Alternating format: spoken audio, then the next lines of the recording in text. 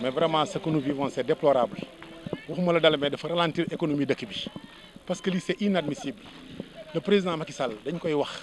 mu delloo si xelam mu dikk à la retenue am na lu ma waxoon 31 décembre nee na am na ñoo xam ne bu ñu leen tëjee dëkk bi tàkk mu teg ci tànkam mu teg ci loxoom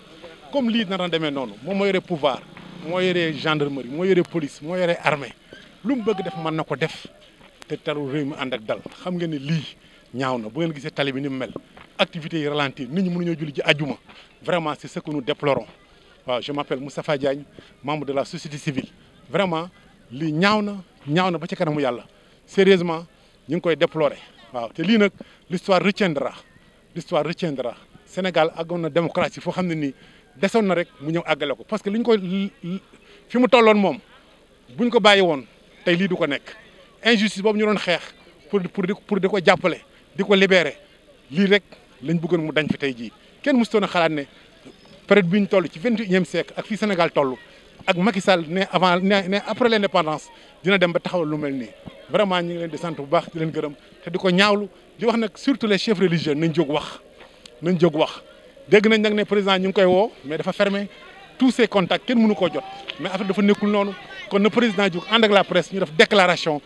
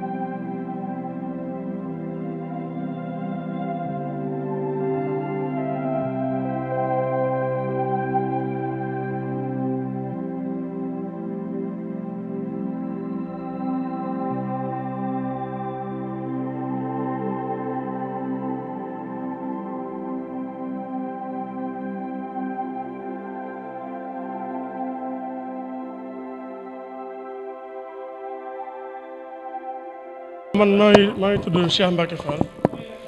di chef du comptoir mooy fii ñu nekk nii mooy fii yàq-yàq yu am gis nga y a 5 box bu ci nekk c'était bien fait vitré et tout ku nekk sa bos toj nañ lépp défoncé nañ porte yi tàgg nañ table yi vous avez constaté vous-même mais heureusement yàlla dafa nañ sutura laataa may wàcc jël naa serveur yi parce que plus dañoo informatisé te xam nañ ni comme y a des cas partout mën nañoo fekk suñu ginnaaw yàq ko jël naa serveur bi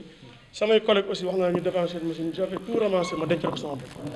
donc les machines moom restent intactes kenn laaw leen mais bureau bi moom mi ngi nii c'est impraticable. mais lan la leen ci yàq ñoom. mi ngi nii bureau bi lañ jël bureau fii mooy comptoir bi fii la ñuy traité taxi yi. fii la ñuy traité état civil yi. kuy déposé fii ngay ñëw fii lañ ko defee fii lañ leen di rendre léegi fii la ñu rendre impraticable mi ngi nii. je ne sais pas damaa julli ji àjjuma rek gis nañu taxaw ma ñëw gis lii comme ça. mais kon yow heureusement nee nga mairie bu Mbacké dañoo informatiser seen. ñun dañoo informatiser depuis 2013. d'ailleurs depuis 2016 ñu ngi fonctionné ak benn logiciel boo xam ne ERA la gouvernement Sénégal moo ko jox plus de 80 communes ñun ci lañ bokk. depuis 2016 ci lañ liggéey donc 2016 ba léegi lépp lu liggéey ci acte ci Mbacké mu ngi ci serveur bi heureusement que jël nañ précaution man denc naa ko ak les machines yi nga xam ne moom la ñuy liggéey. yàlla aussi def na la salle des archives n'a pas été touchée kenn laalu ko. donc ñu ngi saluer bravoure gardien bi Mbaye Gueye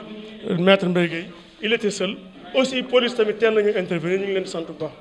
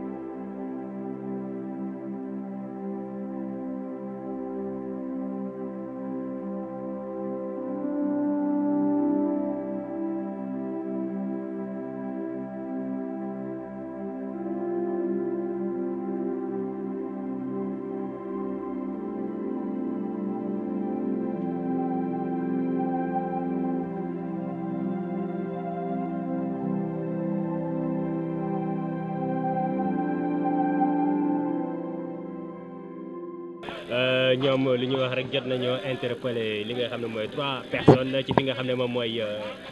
mairie bi yéen a ngi leen di gis nii ñu mobilisé wu waaw maintenant dooñ ci wax kii rek. non il faut ngeen laajte hiérarchie bi d'abord ñun dañoo am canal d'information. hiérarchie bi bu ngeen ko laajee bu ñu nangoo ñu wax. mais mënoo ñu wax li ngeen fi jot a jàpp. laaj leen hiérarchie bi d'abord. bu ngeen jotee hiérarchie bi ma am lu ma wax. voilà am na ñu jot a interpellé fii. fan lañ mën a amee ko hiérarchie bi fan lañ ko woo leen commissaire bi wala ngeen woo divisionnaire Sarr Touba. ok voilà dégg ngeen ko noonu ni mu ko waxee pour mu wax rek mën nañu laaj ci li nga xam ne moom mooy hiérarchie bi waaye daal mairie bu Mbacké moom wax dëgg yàlla yàq-yàq yi bari na loolu. voilà ñu continuer rek di maîtriser li nga xam ne ni moom mooy situation yi gis ngeen loolu yëf yi mu ngi continuer ba léegi c'est bon.